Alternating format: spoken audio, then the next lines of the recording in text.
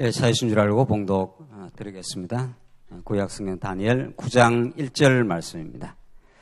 메대 족속 아수레의 아들 다리오가 갈대아 나라 왕으로 세움을 받던 첫 해 곧 그 통치 원년에 나 다니엘이 책을 통해 여호와께서 말씀으로 선지자 예레미야에게 알려주신 그 연수를 깨달았나니 곧 예루살렘의 황폐함이 70년 만에 그치리라 하신 것이니라. 내가 금식하고 베옷을 입고 죄를 덮어쓰고 주 하나님께 기도하며 간구하기를 결심하고 내 하나님 여호와께 기도하며 자복하여 이르기를 크시고 두려워할 주 하나님, 주를 사랑하고 주의 계명을 지키는 자를 위하여 언약을 지키시고 그에게 인자를 베푸시는 이시여, 우리는 이미 범죄하여 패역하며 행악하며 반역하여 주의 법도와 규례를 떠나싸우며 우리가 또 주의 종 선지자들이 주의 이름으로 우리의 왕들과 우리의 고관과 조상들과 온 국민에게 말씀한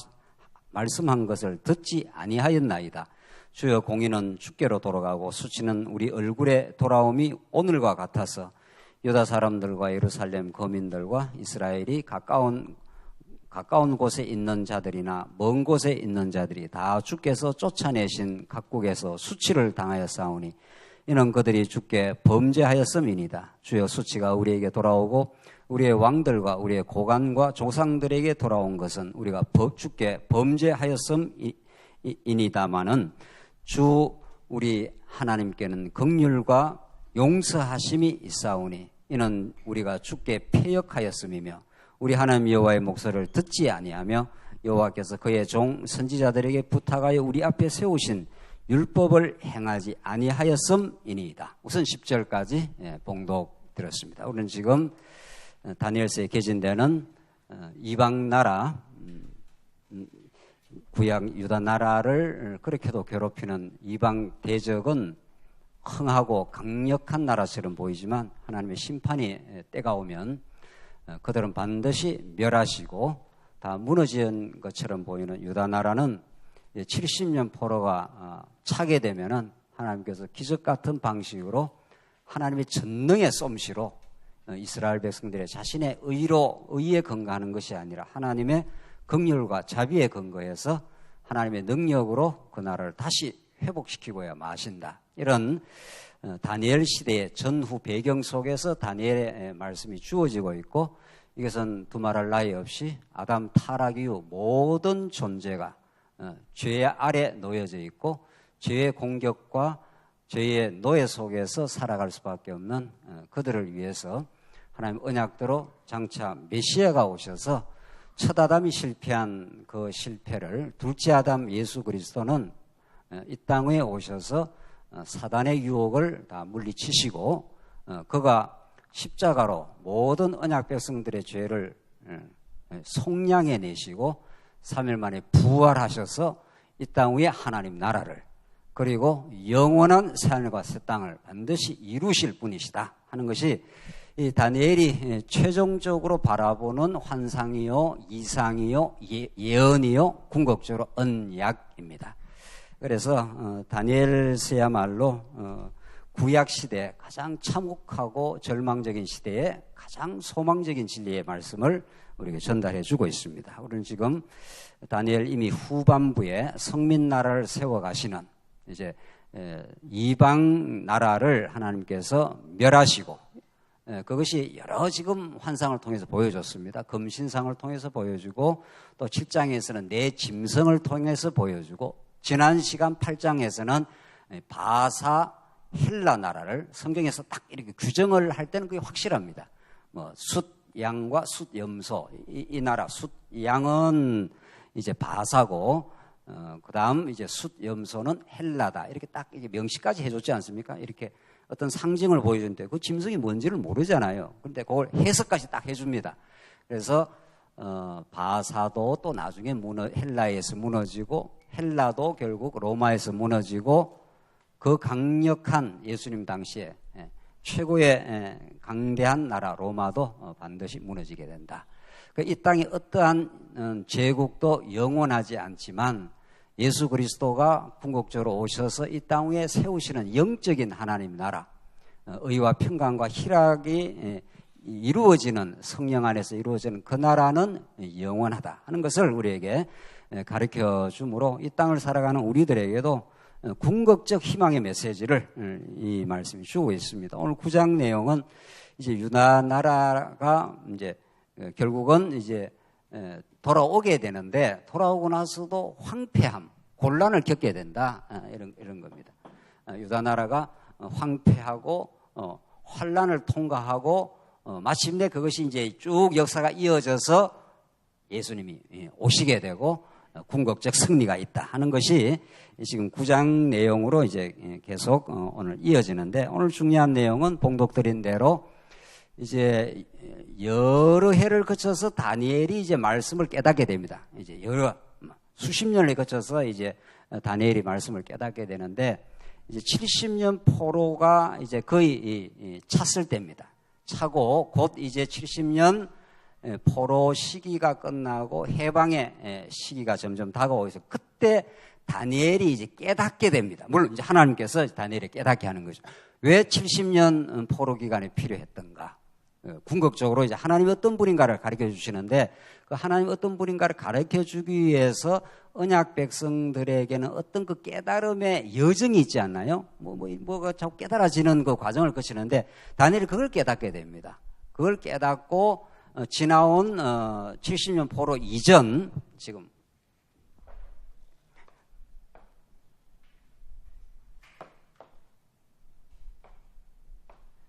우리는 이런 역사적 이게 이제 북이스라엘이 아수르에 망하고 남쪽 유다가 587년에 망해서 70년 포로 다니엘이 이미 잡혀가 그 이전에 잡혀갑니다. 잡혀가서 이 긴 시간에 이제 계속 하나님의 뜻을 받게 되는데 70년 포로가 이제 거의 찼을 때입니다.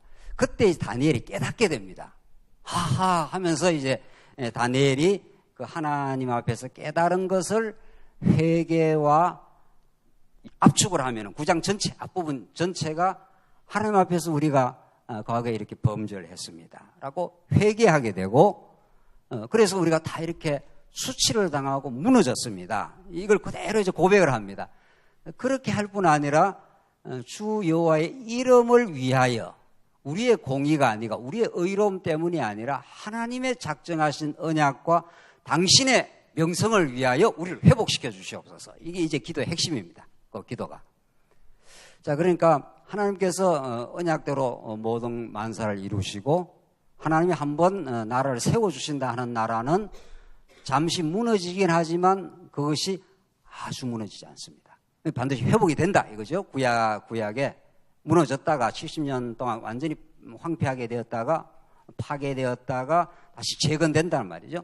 자, 그렇다면은 그럼 다시 회복할 걸 왜 무너뜨리냐는 겁니다. 이제 우리 질문은 성경을 우리가 깨달아갈 때 결국 하나님께서는 당신이 하나님의 자녀로 부르시고 자기 언약 백성으로 불러서 그 나라가 한번 무너지지만은 다시 그 학개서라해서 나중에 우리가 소신에서 더 공부해보면 나옵니다만은 그 솔로몬 성전이 너무 찬란했기 때문에 다시 돌아와서 세워지는 성전은 솔로몬 성전만큼 그렇게 화려하지는 않습니다. 그래서 학개 스가랴가 굉장히 낙심이 사실은 된 거란 말이죠. 우리가 솔로몬 성전을 다 옛날에는 다 이제 그 조상들이 그걸 봤던 사람들 봤던 그런 기억이 전승이 됐을 거 아니에요? 뭐 엄청난 거 찬란한 그 솔로몬 성전이 있는데 다시 돌아와서 짓는 성전이야 그만치는 못하단 말이죠. 이제 그렇게 자꾸 구약 백성들이 그 보이는 차원에서 그렇게 해서 그 학개서를 보면은 그 낙심하는 내용이 나오는데 그래서 하나님께서 그 다시 말씀을 격려를 해주시는 내용이 나와요. 지금 그게 중요하냐 말이죠. 그 무너졌다가 다시 회복을 시키는 살아계신 여호와 하나님의 긍휼과 자비가 얼마나 크냐 하는 걸 지금 사실은 목적을 가르쳐 준단 말이죠. 그래서 결국 세워집니다. 결국 나라가 세워져요. 요 예언대로. 다니엘 예언뿐만 아니고 이사야, 예레미야, 예스겔 이 앞에 그 큰 선지자들의 예언은 전부 무너졌다가 다시 세워진다는 거예요. 때리시면 다 회복된다는 거예요. 그렇다면 하나님께서 세울 걸 갖다 왜 무너뜨리냐 말이죠. 거기 이제 하나님의 깊은 그 뜻이 담겨 있는 거죠. 결국 여러분과 저는 어디 갑니까? 이렇게 살다가 어디로 가느냐고. 결국 살다가 새하늘과 새 땅, 우리 예수님이 계시는 곳, 우리 하나님, 우리 아버지로 모시는 그 영원한 나라로 가게 됩니다. 그게 우리의 궁극적 도달 목적지입니다. 그러면 이 땅에서 그렇게 많은 이런저런 일을 겪지 않습니까? 우리 교회도 이런저런 일을 좀 겪어나가잖아요. 그걸 그렇게 하는 그 이유가 있다는 거죠. 그 이유를 깨달을 때 우리는 그 뜻을 깨달았다. 그게 우리가 영적 예배의 3요소 가운데 첫 번째 요소가 제일 우선 중요한 요소 아니에요. 두 번째, 세 번째도 다 중요한 거지만은 하나님이 기뻐하시고 온전하시는 뜻이 무엇인지 분별하도록 하라. 그 뜻을 깨닫게 하겠다는 거죠. 그래서 다니엘에게 해석하게 하고 그 뜻을 가르쳐주고 오늘 이 본문에 70년의 그 고난의 70년 포로 생활의 이유가 뭔지를 다니엘이 깨닫게 됩니다. 그런 것처럼 하나님의 교회의 모든 진행, 이스라엘 나라의 모든 진행은 장차 오실 메시아를 통해서 이루어지는 하나님 나라의 그 진행을 그림자적으로 지금 보여주는 건데 다시 한번 보십시오. 어떻게 깨닫는가? 2절 곧 그 통치 원년에 나 다니엘이 책을 통해 여호와께서 말씀으로 선지자 예레미야에게 알려주신, 그러니까 다니엘이 이미 이전 선지자의 내용을 잘 알고 있습니다. 그러니까 하나님께서 역사적 그 순서를 따라서 이사야, 예레미야, 이제 에스겔, 다니엘 이렇게 지금 계속 그 예언이 그 축차적으로 지금 진행이 되지 않습니까? 그러니까 다니엘이 그 후대 사람이기 때문에 이전 예레미야 예언을 딱 이렇게 알고 있는데 그것이 깨달아졌습니다. 어떻게? 알려주신 그 연수를 깨달았나니, 이 깨달음, 이게 중요합니다. 이제 중요한 건 결국은 역사는 어떻게든지 하나님의 뜻대로 진행이 되는데 그 역사의 의미를 터득하고 깨닫는 게 중요하단 말이죠. 우리는 복음을 깨닫는다 이렇게 말해도 되는 거죠. 그걸 하나님의 뜻을 깨닫는다 이래도 되고 하나님의 좋은 소식, 우리를 향한 그 거룩한 하나님의 사랑을 깨닫는다 이렇게 해도 되고 하나님의 살아계심을 깨닫는다. 뭐 표현이 여러 가지가 있어요. 표현이. 그리고 다니엘서도 결국 복음인 거죠. 그 참혹하고 절망의 시기를 지금 살아가는 이스라엘 백성들. 뭐 다니엘이 겪은 그 고초는 말할 수가 없는 거죠.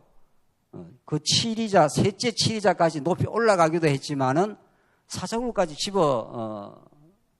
던져짐을 당하는 고난을, 그 죽음의 그 고난을 치르기도 했지 않느냐 말이죠.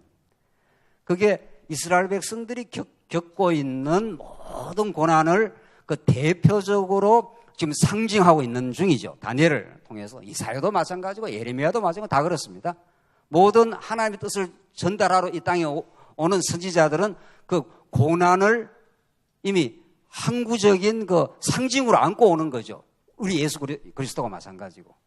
그래서 그 다니엘이 그걸 통과하면서 70년이 이런 것을 깨닫게 하려고 그랬구나 하는 것이 오늘 이 회개 기도와 언약을 간절하게 붙들고 회복시켜 달라고 하는 그 뜻을 이제 깨닫게 됩니다. 보십시다. 그래서 그 연수를 깨달았나니 곧 이스라엘의 황폐함이 70년 만에 그치리라 하신 것이니라. 이제 그때 터득을 했습니다.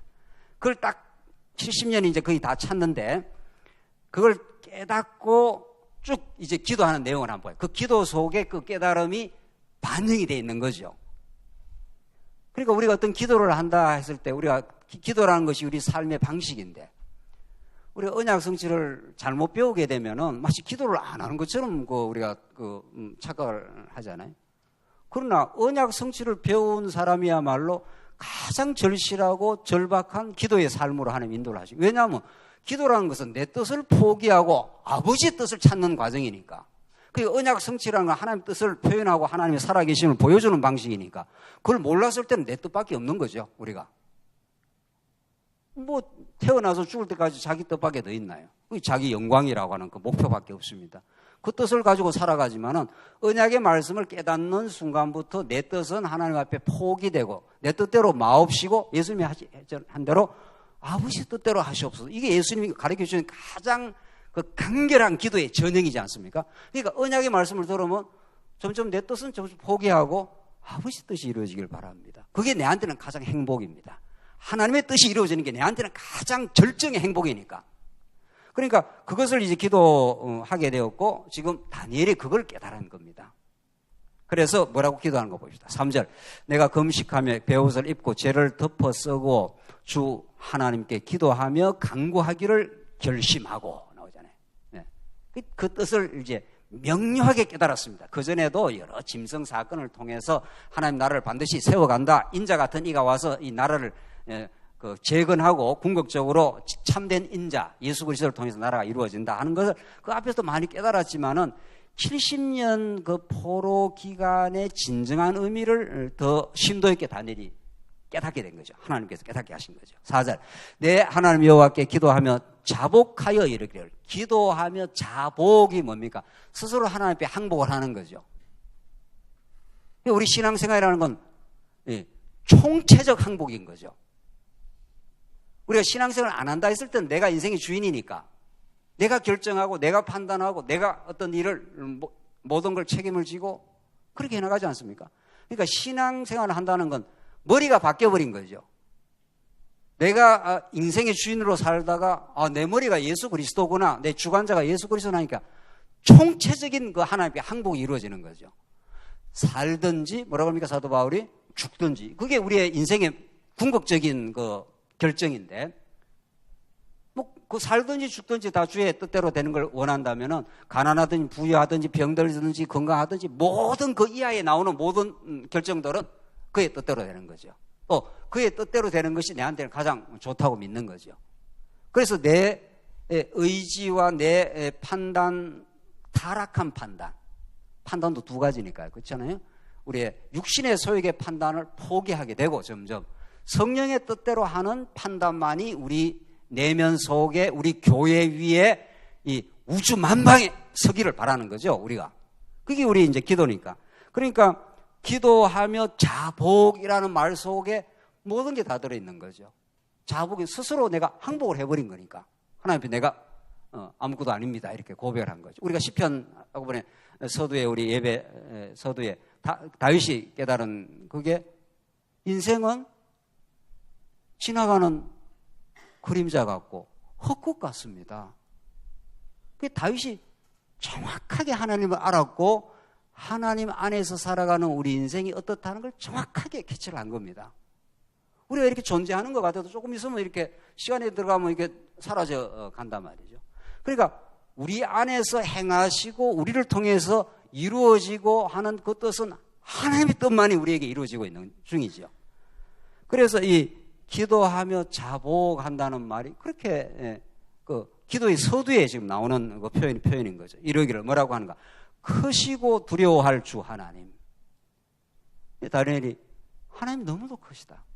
내 짐승이 등장해서 온 세상을 다 잡아삼키고 유다 나라를 완전히 괴멸하고 다시 회복 불가능하게 만들 것 같았지만은 다니엘이 깨닫고 나니까 그렇게 강력하게 보이는 바벨론, 바사, 헬라, 로마까지도 손으로 하지 않는 뜨인 돌이 그렇게 등장하니까 풍지박산이 나버린다는 거 아닙니까? 그래서 다니엘이 그 하나님의 그 전능하심, 그 우주를 지금 통치하고 계심, 이런 그 하나님에 대한 지식이 생긴 거죠. 그러니까 크시고 두려워할 주 하나님. 그렇게 된 거죠. 그러니까 그런 하나님만을 두려워하는 사람은 세상이 두렵지 않는 거죠. 주를 사랑하고 주의 계명을 지키는 자를 위하여 언약을 지키시고 그에게 인자를 베푸시는 이시여. 하나님 신실하신 분이시여. 이런 말이죠. 5절. 우리는 이미 범죄하여 패역하며 행악하며 반역하여 주의 법도와 규례를 떠나 싸우며 우리가 또 주의 종 선지자들이 주의 이름으로 우리의 왕들과 우리의 고관과 조상들과 온 국민에게 말씀한 것을 듣지 아니하였나이다. 하나님께서 무수한 선지자를 계속 보내어서 주의 이름으로 이사야도 보내고 예레미야도 보내고 에스겔도 보내고 그 이전에 뭐 또 소소한 많은 선지자들을 보내서도 끊임없이 하나님의 말씀을 듣지 않습니다. 물론 궁극적으로 하나님께서 듣는 귀를 안 줘서 물론 안 들은 거죠. 그러나 그걸 하나님이 듣는 귀를 안 줘서 안 들었습니다. 이렇게 하나님께 그 책임 전가를 하는 건 아니잖아요. 궁극적으로 모든 건 하나님의 작정이지만 우리가 기도하고 우리 편에서 하나님 앞에 나아갈 때는 하나님 우리가 반역하고 우리가 하나님 말씀을 듣지 않았고 그래서 우리가 어리석었습니다. 이렇게 하는 게 우리의 자리에서 고백하는 거죠. 우리가 하나님이 아니잖아요.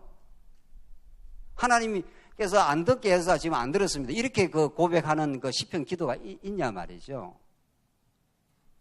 그거는 우리가 이렇게 전체적인 해석을 할 때 그렇게 해석을 하는 거지. 우리의 자리는 하나님 앞에서 고백하는 자리고 우리가 잘못했다고 인정하는 자리고 그럼에도 불구하고 언약대로 우리를 용서를 받는 자리인 거란 말이죠. 이게 지금 성경을 잘못 해석해 놓으면은 하나님의 뜻을 내가 마치 이렇게 깨달아가지고 내가 모든 걸 이렇게 해석을 해버리는 그런 자리로 이렇게 제3자적 자리로 또 가 있는 거죠. 그래갖고 내 신앙의 고백이라든가 하나님 앞에 인정이라든가 정말 용서를 받을 수밖에 없는 우리의 자리라든가 또 실제로 우리가 용서를 받지 않습니까? 궁극적으로는 예수 그리스도의 용서를 이미 받았고 그런 그 감격과 기쁨의 자리가 우리의 자리고 고백과 회개의 자리가 우리의 자리인데 이게 성경을 잘못 이렇게 깨닫게 되면은 성경을 가지고 이렇게 요리를 하는 거죠. 성경을 가지고 하나님의 성경 말씀 앞에 우리가 써야 되는데 그 밑에 써야 되는데 성경을 가지고 이제 요리를 하게 되면은 이상한 이제 현상이 나타나는 거죠. 고백할 때 고백 안 하고 찬양하고 감사할 때 찬양이 나오는 게 아니라 이게 마음대로 이렇게 성경을 요리한다는 거죠. 오늘 다니엘도 그렇고 시편의 모든 기자들이 그냥 피조물의 자리, 그 죄인의 자리에서 그 은혜에 넘치는 감격을 노래합니다. 그 자리에 있기 때문에. 그게 우리의 자리고 지금 다니엘의 자리인 거죠. 그래서 뭐라고 그럽니까? 7절 주여 공의는 주께로 돌아가고 수치는 우리 얼굴에 돌아옴이 우리와 같아서 유다 사람들과 예루살렘 거민들과 이스라엘이 가까운 곳에 있는 자들이나 먼 곳에 있는 자들이 다 주께 쫓아내신 각국에서 수치를 당하였사오니 그들이 주께 죄를 범죄하였습니다. 그 다윗이 이스라엘 백성들을 대표해가지고 지금 기도를 하고 있는 거죠. 대표해가지고 8절 주여 수치가 우리에게 돌아오고 우리의 왕들과 우리의 고관과 조상들에게 돌아온 것은 우리가 주께 범죄하였음이니다마는 주 우리 하나님께는 긍휼과 용서하심이 있사오니 이는 우리가 주께 패역하였음이오며. 자, 이제 우리 하나님 앞에서 너무도 엄청난 범죄를 했습니다. 그 많은 선지자들을 보낼 때마다 그 선지자를 거부했고 말씀을 안 들었고 그래서 죄를 범했다는 건 내가 하나님 노릇을 했습니다 이 말 아닙니까? 그랬는데 지금 와서 보니까 그렇다는 걸 내가 깨달았고 이제는 하나님께 긍휼과 용서하심을 구할 수밖에 없는 그런 자리에 있습니다. 이런 거죠. 왜냐하면 이는 우리가 주께 패역하였기 때문이다. 이 패역이란 말이 무슨 말입니까? 이게 세상 말로 뭐 호로자식 그런 겁니다. 아버지가 지금 살아있고 아버지가 모든 걸 주관하고 아버지 은혜 속에 살았는데 나는 내 능력으로 살았다. 이렇게 만약 우리가 아버지한테 그렇게 말한다고 해보란 말이죠. 아버지가 뻔히 지금 살아계셔서 지금 우리 그 피덩이 같은 걸 다 키워가지고 지금 이렇게 자라게 했는데 아버지가 날 키운 게 아니야. 내가 내 힘으로, 내 지혜로 내가 좋은 대학 가고 내가 이렇게 해서 좋은 직장에 왔다고. 그걸 성경적 용어로 하는 패역이란 말이죠. 그게 아버지를 가장 부정하는 거죠. 아버지의 권능과 그 은혜를 정면에서 딱 거부하는 거 아니에요. 그게 이스라엘 백성들의 존재였다는 겁니다. 그들을 애굽에서 건져내고 광야 40년 보호하고 정복할 수 없는 땅을 약속대로 정복해주고 그래서 다윗 솔로몬 시대 때 그 찬란한 나라를 그 성전을 다 지어줘서 하나님의 은혜 속에 살게 했는데도 이스라엘 백성들은 그 성전에다가 정확하게 성전에다가 아세라 목상을 갖다 놓고 바알신을 섬기고 그랬다는 겁니다.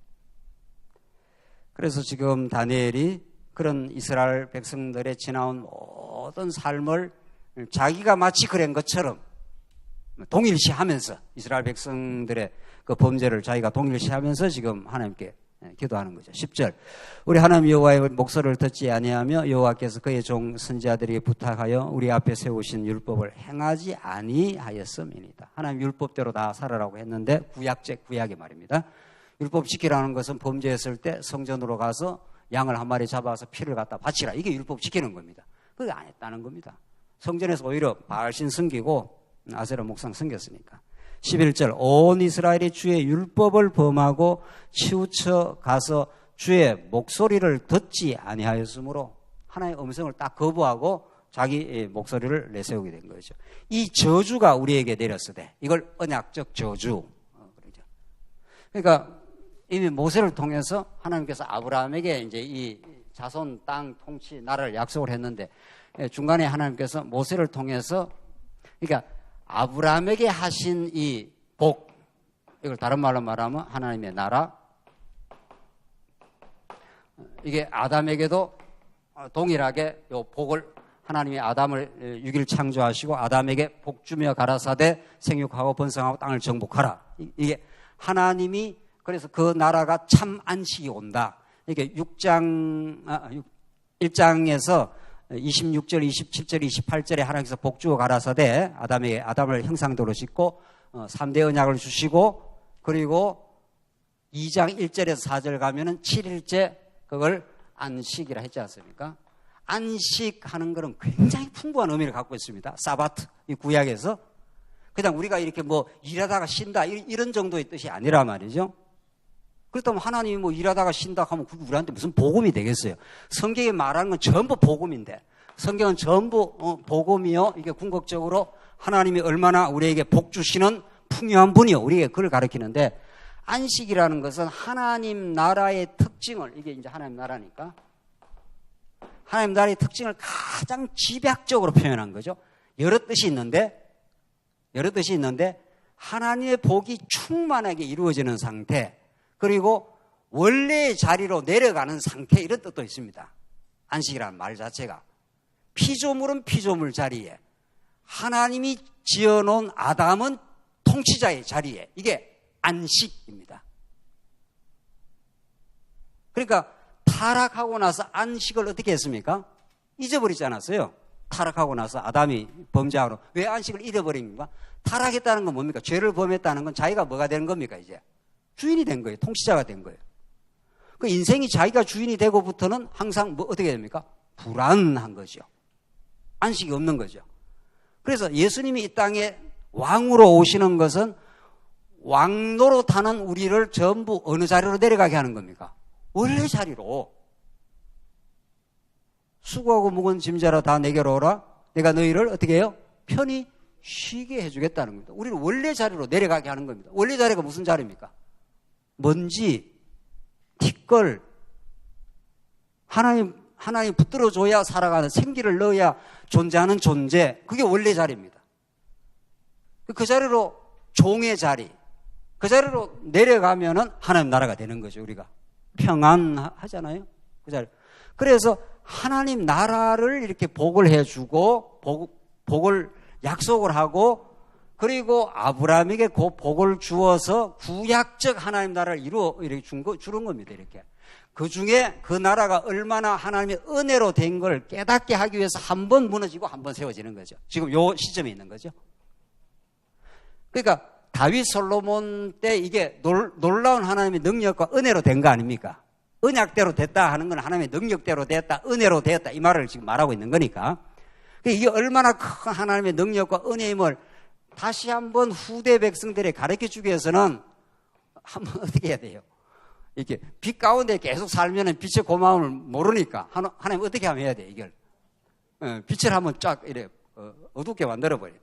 그래서 이렇게 한번 대적에게 한번 무너졌다가 70년이 차면 돌아온다는 겁니다. 이게 그게 모세가 이렇게 예언한 것이 이루어졌다. 지금 그 말을 지금 하고 있는 겁니다. 모세가. 그러니까 하나님이 아브라함에게 이미 복 주고 하나님 나라를 다 줬어요. 그러니까 하나님 나라는 반드시 이루어질 거예요. 어떤 경우에도. 그리고 예수님을 통해서 완전히 이루어질 거예요. 지금은 우리가 부분적으로 지금 경험하는 거고 그렇잖아요. 그리고 새하늘과 새 땅에 가면은 다시는 바다가 없겠고 저주가 없겠고 이 말입니다. 선악과도 없습니다. 그때 가면은. 무슨 나무만 있다고요?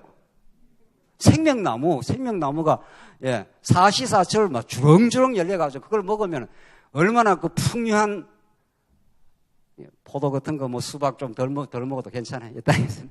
거기 가면 너무도 좋은 그 생명나무 열매가 많아요.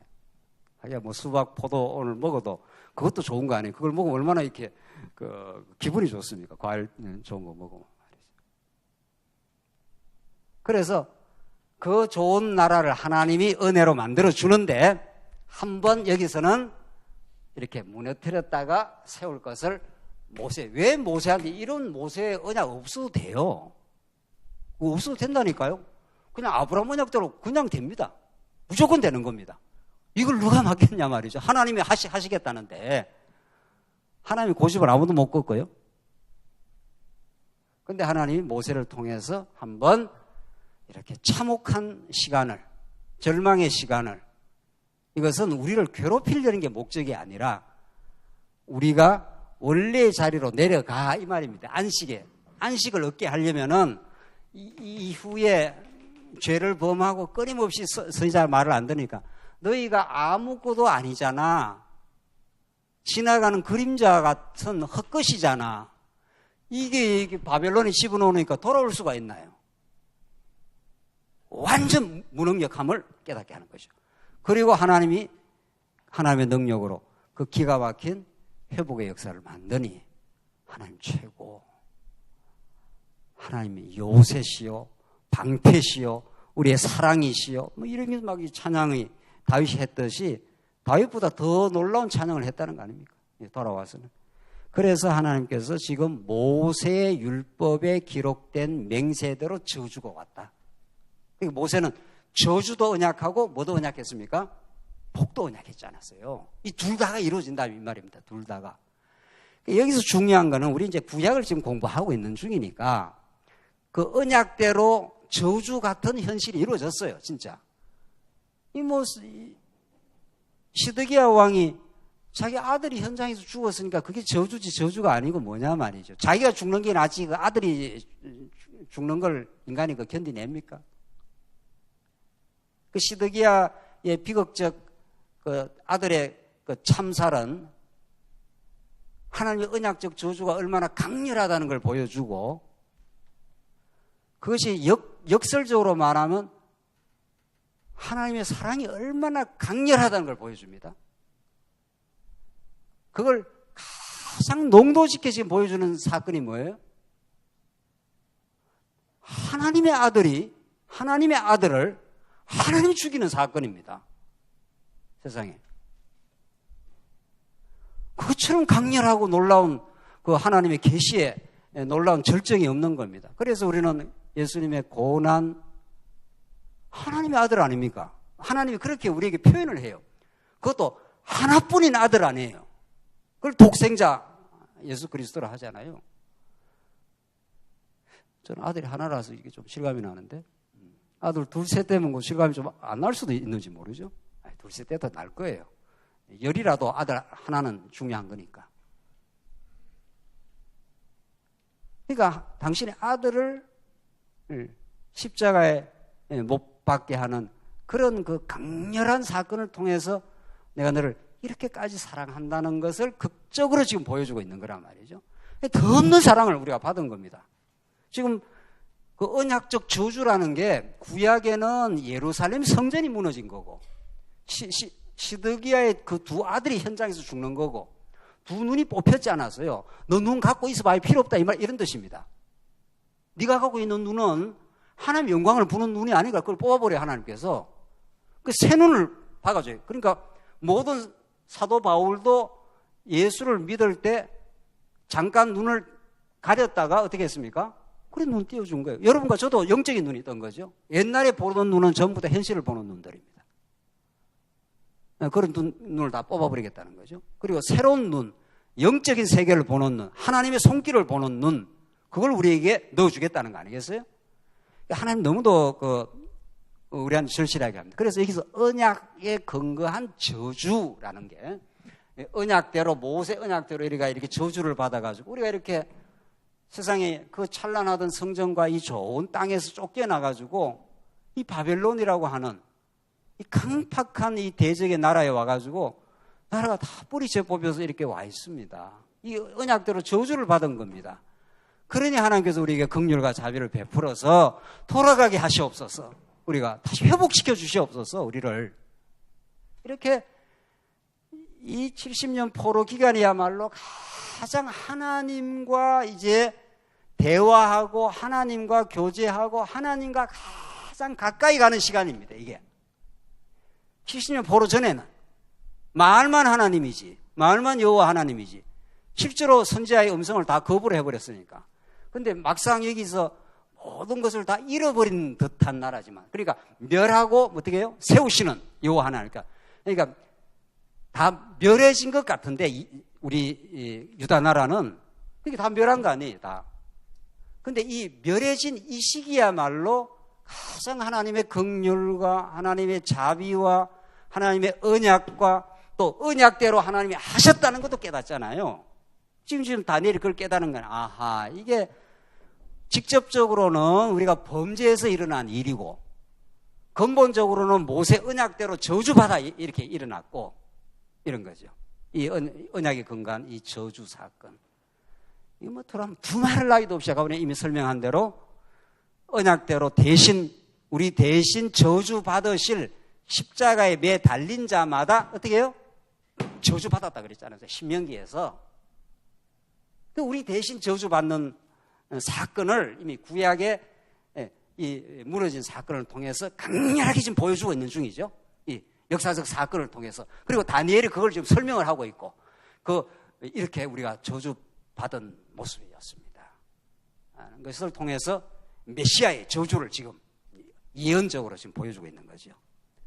이렇게 하나님의 그 언약적 사건이 강렬하고 그걸 통해서 우리에게 보여주는 그 하나님의 신실하심, 그 넘치는 자비하심, 이런 것들이 여기 깔려 들어가고 있는 중이죠. 좀 더 읽고 해석하십시다. 12절.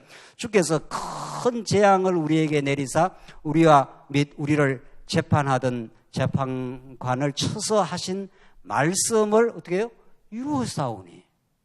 언약을 이루었사오니 온 천하의 예루살렘에서 일어난 일 같은 것이 없나이다. 이 남쪽 유다가 멸망했을 때, 포로 잡혔을 때, 뭐 자식을 잡아먹고, 뭐 이건 보통 이 사건이 일어난 게 아니죠. 이렇게 비극과 고통의 사건이 일어날 수가 없다는 거죠. 13절 모세 또 나오죠. 모세 율법에 기록된 대로 이 모든 재앙이 이미 우리에게 내렸사오나 우리는 우리의 죄악을 떠나고 주의 진리를 깨달아 우리 하나님 여호와의 얼굴을 기쁘게 하지 아니하였나이다. 이렇게 재앙이 왔는데도 그때 가도 계속 몰라. 그러므로 14절 여호와께서 이 재앙을 간직하여 두셨다가 우리에게 내리게 하셨사오니 우리의 하나님 여호와께서 행하시는 모든 일이 공의로우시나 우리가 그 목소리를 듣지 아니하였음이니이다. 하나님은 공의로우셔서 그 언약대로 계속 지금 일을 지금 일으키고 있는데 우리가 그 목소리를 계속 안 들었습니다. 얼마나 우리가 패역한 존재인지 모릅니다. 이런 거죠. 15절 강한 손으로 주의 백성을 애굽 땅에서 인도하여 내시고 오늘과 같이 명성을 얻으신 우리 주 하나님이시여. 자, 이제 회복 기도를 회복하게 해달라는 간절한 이제 탄원 기도를 합니다. 우리 힘으로 지금 어떻게 할 수가 없으니 이런 말이죠. 그런데 그 기도의 서두가 그렇습니다. 오늘같이 명성을 얻으신 우리 주 하나님이시여. 그 이름을 얻었다는 거죠. 이 천하, 온 천하 위에 그 이름이 바로 여호와입니다. 하나님은 이 여호와라는 이름이 얼마나 아름다운지요. 시편에 그렇게 노래 부르고 있지 않습니까? 이 여호와라는 이름이 그냥 막 부르는 이름이 아니라 정말 그 하나님은 언약대로 이스라엘 백성은 언약을 다 범하고 모세 언약을 범하고 다 범죄했지만은 하나님 아브라함에게 약속하신 아담에게 약속하신 그 복을 그 하나님 나라를 끝끝내 지킴으로 당신의 이름이 명예롭다 하는 걸 드러내는 겁니다. 명예라는 건 너무도 중요한 겁니다. 그러니까 이 명예를 지키기 위해서 권력과 물질도 포기하는 사람이 있잖아요. 이건 이제 세상 이야기지만은 물론. 그래서 군대에서 영광급이 된다. 그 장관 뭡니까 그 장성 말이죠. 그런 그 사람은 국가와 나라를 위해서 그 스타가 되고 장성이 되는 사람은 그 국가에 헌신을 했고 그 군인으로서 내가 한 나라를 위해서 살겠다 이렇게 그 육군 사관학교에 근데 들어갔단 말이죠. 그래서 그 장군이 된다 했을 때는 권력 그 물질 이런 것들을 정말 그 별로 중요하게 생각 안 하죠. 그 나라를 지키기 위한 그 명예로운 그 일에 내가 투신을 하고 있다 이렇게 되기 때문에 그 세상에서도 그런다는 거예요. 세상에서도 그 다 일반 계시 아니겠어요? 그 명예라는 그렇게 중요한 겁니다, 사실은. 근데 하나님의 명예를 걸고 지금 하나님 일하시는 거죠. 하나님이 여호와라는 이 명예가 있으니까 그 이름에 영예로움이 있는 거죠. 그러니까 하나님이 이 당신의 명성을 그 명예로우심을 지키는 분이에요. 그리고 우리에게는 그 이름을 우리에게 주시는 거죠. 예수를 믿는 자라 이렇게 한단 말이죠. 그래서 우리가 그런 여호와 하나님의 그 명예로운 언약대로 우리가 회복이 되고 하나님의 자녀가 된 거 아니에요, 지금. 이 교회라는 게 그런 여호와의 이름의 명예를 노래 부르는 곳입니다. 그렇기 때문에 세상의 권력, 세상의 물질, 세상의 어떤 가치들을 하나님의 명예를 느끼는 사람은 그게 그렇게 대단한 거로 보지 않는다는 거 아니에요. 그 가치관이 완전히 혁명적으로 바뀌어버린 사람입니다. 한 나라의 그 나라를 지키는 군대 그 장교들도 그 나라를 지키는데 투신하기 때문에 그걸 굉장히 명예롭게 생각하고 죽음까지도 불사하잖아요. 실제로 그래 해요, 실제로. 그 전쟁사를 보면은 그 앞서서 그 전쟁에서 이기는 사람들은 뒤에 따라오는 사람들을 너 먼저 가라 이렇게 하는 적이 없다는 거죠. 빗발치는데 명예롭게 전진하는 거죠. 가다 죽는 거죠. 그럼 그걸 보고 뒤에 따라간다는 거 아니에요. 세상에서도 그렇게 하는데 하나님의 명예라는 건 이게 너무도 고귀한 거죠. 그래서 예수는 그리스도라는 이름, 이게 우리의 명예입니다. 그러니까 하나님은 그 명예대로 일을 하십니다. 그 명예를 더럽히지 않는 거니까 하나님은. 그래서 우리는 다 범죄하고 어리석고 죄인이지만은 그 이름의 명성에 걸맞게 우리를 지켜주고 회복시켜 주십시오. 지금 그 말이죠. 그래서 그런 명예를 얻은 우리 하나님의 백성도 그 명예로 사는 거죠. 우리가 하나님의 자녀라는 권세를 얻었으니, 그 요한복음에 그렇게 말하잖아요.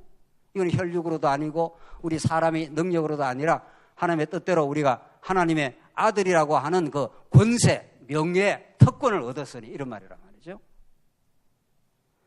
그래서 지금 이 다니엘의 이 기도와 기도 속에는 하나님의 그 높으심에 대한 지식, 그 여호와 하나님의 명예로우심 이런 것들을 강렬하게 지금 이야기하면서 회복의 근거를 지금 말하고 있는 중이죠. 한번 보십시다. 그래서 주여 하나님이 우리는 범죄하고 악을 행하였나이다. 16절 주여 구하옵나니 주는 주의 공의를 따라 주의 분노를 주의 성 예루살렘 주의 거룩한 산에서 떠나게 하옵소서. 이는 우리의 죄와 우리 조상들의 죄악으로 말미암아 예루살렘과 주의 백성이 사면에 있는 자들에게 수치를 당함이니이다. 우리가 죄 때문에 이렇게 엄청난 수치를 겪어요. 이 수치도 중요해요. 수치. 다 십자가에서 결국은 수치를 예수님이 당하시는 건데 다 그리스도 사건이죠. 17절 그러한즉 우리 하나님이여 지금 주의 종의 기도와 간구를 들으시고 주를 위하여 주의 얼굴빛을 주의 황폐한 성소에 비추시옵소서. 이건 정말 뭐 이런 놀라운 기도가 없습니다. 주를 위해서 하라는 거예요. 주를 위해서. 우리는 하나님 앞에 기도할 자격도 없는 사람들인데 우리 행위로 말하면은 그러나 주의 이름이 있고 이 이름이 워낙 명예로우시니까 주의 영광을 위해서 우리를 회복시켜 달라. 우리는 회복할 어떤 행위의 근거가 하나도 없다. 근데 주의 이름을 위하여 그렇게 해달라는 거죠. 이게 기도입니다. 그러니까 그렇잖아요. 우리의 서도에서도 우리가 그 언약의 말씀을 들으면 우리의 기도가 바뀐, 우리의 간절한 내용이 바뀐 거 아니에요. 저는 우리의 모든 우리 자신의 욕망과 우리 자아의 병든 자아의 뜻을 실현하려고 하는 것이 우리의 과거의 삶이었다면 그 모든 옛 자아를 십자가에 하나님께서 다 못 박아 버렸으니까. 예수님이 돌아가실 때 우리도 다 같이 죽었습니다. 그걸 지금 우리가 몰랐을 때 우리가 살은 줄 알고 버덕버덕 했지만 우리 옛 자아를 십자가에 다 못 박혔어요. 그리고 예수와 함께 죽고 어떻게 해요? 함께 살아났다고 로마서 6장에 그 세례라 그랬지 않았어요? 그때 우리는 다 죽었어요. 우리 옛 자아는. 그리고 우리는 새로운 자아의 탄생, 예수 그리스도 안에서 부활의 진리를 따라서 새로 탄생했지 않습니까? 그래서 우리는 가치관이 조금 바뀐 게 아니에요. 우리가 옛날에서 조금 개선되는 게 아닙니다. 완전히 바뀌어서 버렸습니다. 근본적으로 말하면. 그래서 예수 안에서 새로운 탄생, 새로운 피조물이 되었다. 이게 사도 바울이 갈라디아서 마지막 부분에 하는 말씀이에요. 조금 달라진 게 아닙니다. 운명이 자체가. 추구하는 것도 다르고 목적도 다르고 인생에.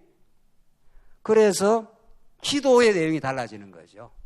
주를 위하여 지금 나오잖아요. 주의 얼굴 빛을 주의 황폐한 성소에 비춰. 이 성소가 다 붕괴됐으니까 18절 나의 하나님의 귀를 기울여 들으시며 눈을 떠서 하나님 기도 열려있고 눈도 다 떠 있습니다. 그러잖아요. 하나님 뭐 눈 무는 건 아니잖아요. 근데 이제 이렇게 표현을 그래 하는 겁니다. 마치 하나님이 눈을 감아가지고 지금 이렇게 지금 황폐해서 지금 우리가 포로 잡혀 와 있는데 못 들어가는 것처럼 이제 막 하나님께 매달리는 거죠. 우리의 황폐한 상황과 주의 이름으로 일컫는 성을 보옵소서. 이 기도를 안 들을 수가 없어요, 하나님이. 왜? 하나님의 이름을 그냥 하나님의 그 가슴을 파고드는 이제 기도란 말이죠. 우리가 주의 앞에 간구하옵는 것은 우리의 공의를 의지하여 하는 것이 아니요. 뭐 정확합니다. 네. 우리가 의로워서 공의, 우리가 의로운 것을 인하여 하는 것이 우리의 공로가 있어서 우리의 무슨 근거가 있어서 하나님께 기도하는 게 아니다. 이 말 아닙니까? 하나도 없습니다. 그러니까 하나님은 결국은 70년이 지금 이제 오늘 이제 결론인데 하나님 70년 지나고 나서 다윗이 번쩍 깨달았지 않습니까? 하하, 70년을 하나님께 주신 이유가 있구나. 70년 주신 이유는 우리가 과거에 다 하나님 앞에 범죄한 인생이다. 그러나 범죄했어도 하나님은 언약에 신실하신 여호와 하나님이기 때문에 반드시 우리는 어떻게 된다? 회복이 된다. 그 회복이 되기까지 간절한 기도를 하게 하신다는 거죠. 그 기도라는 건 내가 능력이 있으면 내가 해버리죠. 그럴 거 아닙니까? 어떤 일을 우리가 만약에 내가 무슨 일을 해결할 능력이 있으면 내가 해버리지 왜 기도를 하겠냐고요. 우리가. 기도라는 것은 전적 항복입니다. 그러니까 하나님이 하셔야 됩니다. 하나님 명예로운 이름에 걸맞게 회복하시옵소서. 우리가 긍휼과 자비를 베풀어 주시옵소서. 그래서 우리가 이 70년 포로 기간이지만은 오히려 이 시간이야말로 하나님과 바짝바짝 가까이 가는, 전에는 하나님의 뜻을 저버리고 귀를 기울여 듣지 않았던 우리가 오늘 본문의 말씀대로 우리의 공의를 의지하여 하는 것이 아니요 이렇게 했지 않았습니까? 우리 공로 하나도 없습니다. 그러니까 우리가 이제는 돌아가는 것은 돌아갔을 때는 전적인 하나님의 공로입니다. 지금 그 말 아닙니까? 그렇죠? 그러니까 다윗 솔로몬 시대 때 나라가 이렇게 아브라함 언약대로 강건하게 세워진 것도 하나님의 은혜입니다. 하나님의 선물이라는 거죠. 그리고 한번 무너졌다가 세워지는 것도 똑같습니다. 뭐 원리가 똑같으니까. 이것도 은혜고 회복되는 것도 뭐 말할 것도 없는 은혜죠. 은혜인데 한번 무너졌다가 회복이 되고 나면은 그 은혜가 은혜로 어떻게 됩니까? 너무 더 절실하게 느껴지는 거죠. 그래서 건강한 사람은 우리 장모님들 건강하시죠? 건강한 사람은 고마움 깊이 잘 모릅니다. 건강이 완전히 한 무너졌다가, 그렇잖아요? 다시 세워지면 그냥 사는 게 다 은혜인 거죠. 제가 6개월을 기다렸는데 6개월을 기다리다가 짝대기를 이렇게 치고 그것만 치고라도 이렇게 가다가 짝대기를 이렇게 부숴 던지고 학교를 이렇게 올라가게 됐는데 한 걸음 이렇게 감사합니다. 감사합니다. 감사합니다. 이렇게 걸어 다녔습니다. 한 걸음 한 걸음 뛰면서 하나님 감사합니다. 감사합니다. 근데 지금 또 좀 건강하잖아요. 뭐 그 세월이 또 지나가 버렸어요. 요새는 걸어 다니면서 감사합니다. 감사합니다. 그래 안 해요. 뭐 그냥 걷는 것이 뭐 남들 다 걷는데 내라고 뭐 못 걷냐 말이죠. 하여튼 이 인간을 어떻게 해야 되겠냐고. 이 도대체 이 망각정, 은혜 기억 망각정 인간을 어떻게 해야 되냐고, 세상에. 그때 그렇게 감격하고, 정말, 이게 천국이 따로 없구나 말이죠. 그럴 수 있다는 사실 말이죠. 그래서 하나님께서 이렇게 참혹할 정도로 남쪽 유다를 붕괴시키고 황폐하게 했다가 이 간절한 기도를 통해서 우리의 공의를 의지하는 것이 아니요 주의 큰 긍휼을 의지하여 함이니이다. 하나님 긍휼을 우리는 의지할 수밖에 없습니다. 하나님 붙들어 주시지 않으면 우리는 돌아갈 수가 없습니다. 이 70년이 찼는데 돌아갈 때가 됐잖아요. 무조건 돌아가는 거예요. 돌아가는 건데 무조건 그냥 돌아가는 거하고 깨닫고 돌아가는 거하고는 하늘과 땅으로 차이가 있는 겁니다. 어린아이들은 아버지가 망했다가 회복이 돼도 아무 관계가 없어요. 저는 먹을 거 다 먹고 사니까. 그걸 느끼는 사람은 누가 느끼는 거예요? 아버지가 느끼는 거예요. 아버지, 엄마가 느껴요. 어린아이는 아무리 집이 망해도 먹여요. 그러니까 집이 망해도 회복돼도 갓난아기에는 아무 느낌이 없는 겁니다. 누가 느낌이 있는 겁니까? 어른은 망했다가 흥하고 나면은 야, 이건 정말 이건 기적이다. 네. 정말 기적 중의 기적이다. 우리 가족이 이렇게 그냥 먹고 산다는 것 자체도 기적이다고. 가족이 먹고 사는 것만 기적이냐고요. 우리가 예수 그리스도 통해서 영원한 나라를 지금 얻어버렸는데 영원히 새하늘과 새 땅에서 반드시 살 것인데 우리 교회가 겪는 모든 것들도 하나님께서 우리에게 깨닫게 하시고 하나님의 긍휼과 자비를 간절히 기도하게 되고 반드시 회복되게 될 겁니다. 반드시 이거는 이미 약속되어 있고 이렇게 말씀이 분명하고 그 약속대로 간절한 기도의 과정을 거쳐서 하나님 우리를 긍휼히 봐주시라고. 많은 영혼들이 어려움을 겪고 있고 지금도 말씀 듣다가 낙심한 영혼들도 있습니다.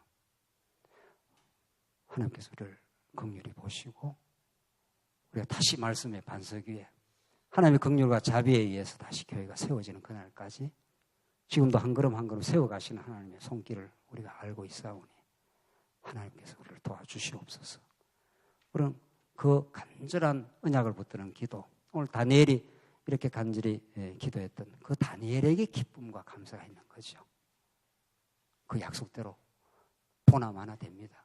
그러나 그 과정을 철저하게 거치고 그 깨달음을 얻은 다니엘, 그 당시에 이스라엘 백성들 마침내 회복이 되었을 때 그 하나님 여호와를 그렇게 감격하게 에스라 시대 때 돌아와서 펑펑 울기도 하고 너무도 감격하고 성전 지대가 막 놓여지는 걸 보고 말이죠. 세상에 이런 하나님의 놀라운 은혜가 어디 있습니까? 이렇게 하나님께서 약속대로 그렇게 하십니다. 오늘 이 다니엘의 70년 기간의 의미 하나님을 깨닫게 하시고 우리의 존재를 깨닫게 하시고 회복을 이루어내시는 하나님을 우리가 간절히 소망하길 바랍니다. 기도하십시다. 자비하신 하나님 아버지 은혜를 감사합니다. 우리를 하여금 하나님만 의지하게 하시고 하나님의 긍휼과 자비가 아니면은 우리 인생이 우리의 교회가 이 하나님의 나라가 세워질 수 없음을 더 절실하게 깨닫게 하시려고 오늘 다니엘 말씀을 우리에게 주셔서 참으로 감사합니다. 이 기도대로 되게 하시옵소서. 예수님 이름으로 기도하옵나이다. 아멘.